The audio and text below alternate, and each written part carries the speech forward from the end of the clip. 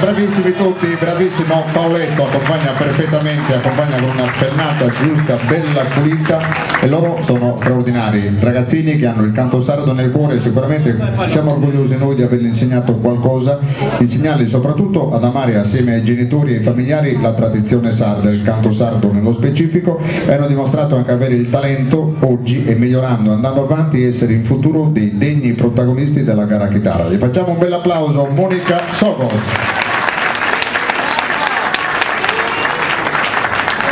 Vorrei dedicare tutte le mie canzoni a Noemi Mulas e Gianfranca. Bene Mela. Il cavaliere della serata, Peperino come sempre, Lorenzo Niolo. Vorrei dedicare le canzoni che ho cantato agli alluvionati della Sardegna. Dolcissima come sempre, bravissima, Sara Tanda di Ozieri. Vorrei dedicare questa canzone a mamma e babbo che mi hanno insegnato a cantare. Altri non fazzoni no, il tuo maestro non lo dedichi.